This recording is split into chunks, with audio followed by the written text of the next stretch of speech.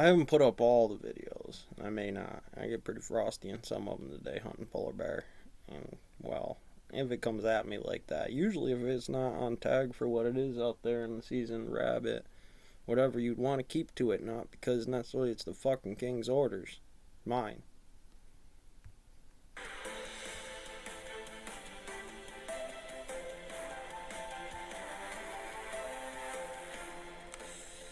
Good morning, I'm Joe Fryer. And I'm Savannah Sellers. Right now on Morning News Now, diplomacy deteriorating as the threat of war in Eastern Europe grows.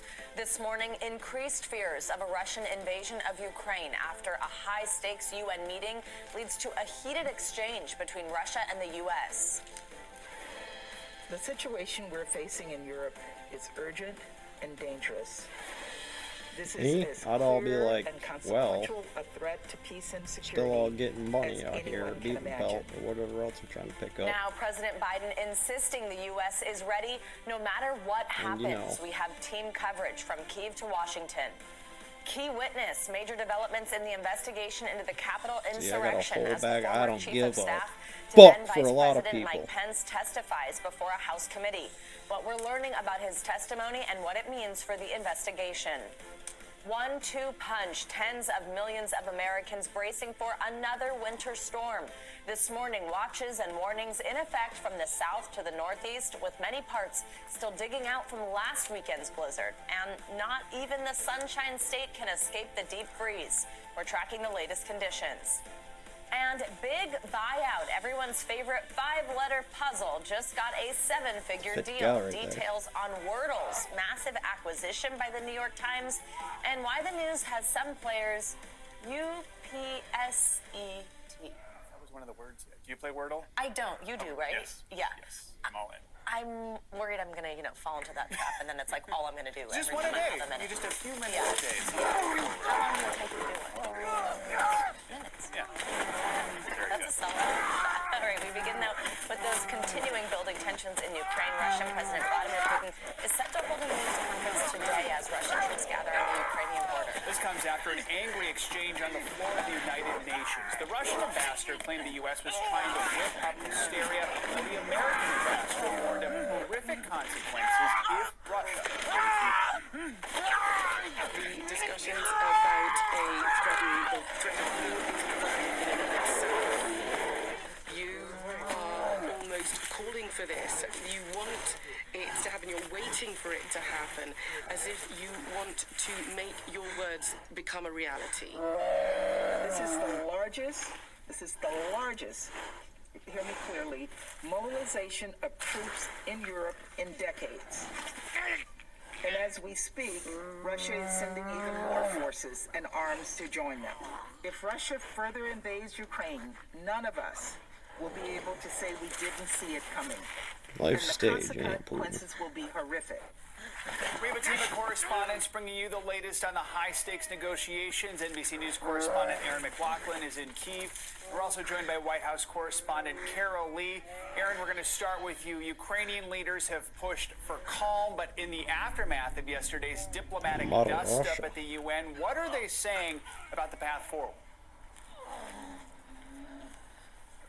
Hey, Joe. Well, the Ukrainian president up until this point has been, as you say, urging calm, essentially downplaying the threat, saying that he does not believe that Russia will invade Ukraine. Right? But at yesterday's UN Security Council meeting, there was a shift in tone from the Ukrainian ambassador to the United Nations, not only during the meeting itself, backing up the United States assessment of the situation, but following the meeting, saying that he agrees that a potential attack could be, quote, imminent. And that is a departure from what we've been hearing from other Ukrainian officials of late. And I've been having conversations with experts here in Ukraine, and they say that there is a bit of a division in Kyiv itself. You have the political establishment that's urging this calm, not wanting people here in Ukraine to panic. But then you have experts who are familiar with the situation, as well as members of the Ukrainian military, saying more needs to be done to present a unified front against this Russian aggression. I was speaking to one hybrid warfare expert who was telling me that she's been seeing an increasing number of hybrid warfare type attacks on Ukraine. Sometimes God. She says that President Zelensky could be doing more, taking